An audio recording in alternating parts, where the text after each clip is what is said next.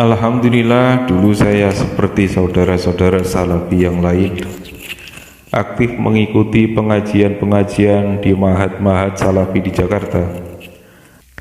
Merasa diri saya sudah sangat sesuai dengan ajaran Rasulullah, dengan syariat yang murni dan berlandaskan hadis sahih dan kompeten terhadap dakwah tauhid dan sunnah. Ketika melihat kalangan yang maulid, hati saya seakan ada sesuatu yang berkata, dia ahlul bid'ah. Kadang berdoa, mudah-mudahan dia diberi hidayah. Pada awalnya indah, tapi lama-kelamaan makin banyak tanda tanya yang muncul di dalam pikiran saya. Memang ada sih kajian-kajian yang menarik, tapi tak jarang ada kajian-kajian membahas ikhtilaf. Saya bertanya, kok semangat membahas masalah khilafiyah dan menghakimi orang yang berbeda? Dan selanjutnya melempar tuduhan yang sinis.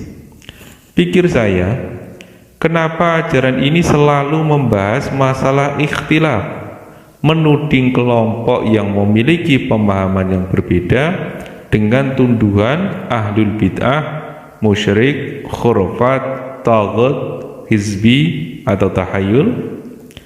Saya bertanya, kenapa Syiah begitu dimusuhi?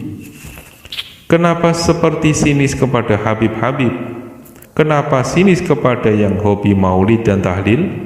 Saya bertanya-tanya sendiri dan mencoba mencari jawabannya sendiri. Akhirnya saya tahu alasan kenapa memusuhi pemahaman Syiah. Saya pikir, oh iya benar, ternyata pemahaman Syiah keliru. Pertanyaan pertama saya sudah terjawab. Lalu muncul lagi pertanyaan lain. Kenapa memusuhi dan seperti sinis terhadap ulama-ulama dari kalangan Habib? Saya coba mencari jawaban sendiri. Apa benar Habib-Habib mengajarkan orang untuk musyrik, menyembah kubur dan lain sebagainya? Saya coba cari jawabannya sendiri. Pada waktu itu saya masih di pihak yang meragukan status Habib. Lalu saya silaturahmi ke beberapa orang Habib dan Syarifah di inbox FB dan di Reel, dan menemukan jawabannya sendiri. Rata-rata mereka memperlakukan saya dengan menghargai saya, lembut, sopan, penuh tata krama, penuh keikhlasan. Hati saya bergidik. Subhanallah, kenapa mereka lembut-lembut?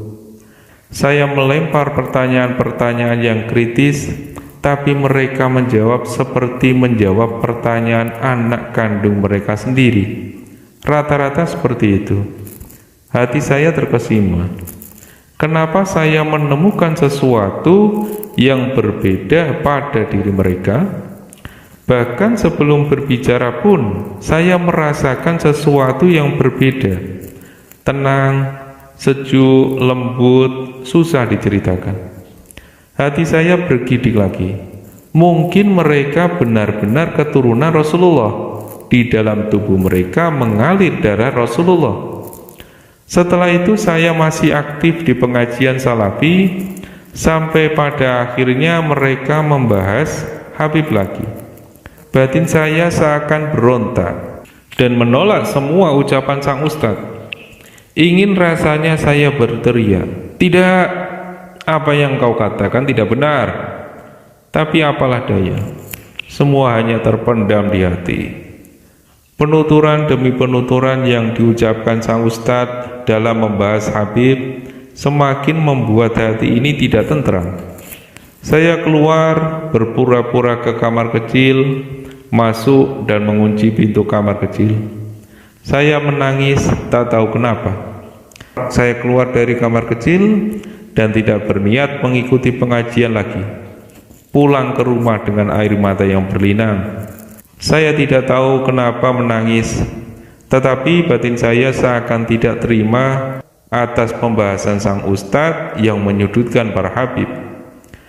Hari berganti, minggu-minggu berikutnya saya masih sering hadir di pengajian salafi seperti biasa. tapi juga di hari lain menyempatkan diri mengikuti pengajian-pengajian yang dilaksanakan Habib-Habib di majelis Rasulullah, Nurul Mustafa, Al-Anwar, Ustadzah Halimah Al-Idrus, Majelis Nisa, Petamburan, dan lain-lain. Hati saya tidak bisa berdusta. Saya merasa jauh lebih merasa nyaman di majelis Aswaja. Betapa bahagia ketika mengikuti maulid. Saat-saat qiyam ada rasa rindu yang membara kepada Rasul yang tidak bisa diungkapkan.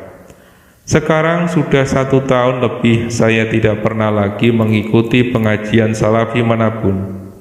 Saya hanya aktif di pengajian Aswaja.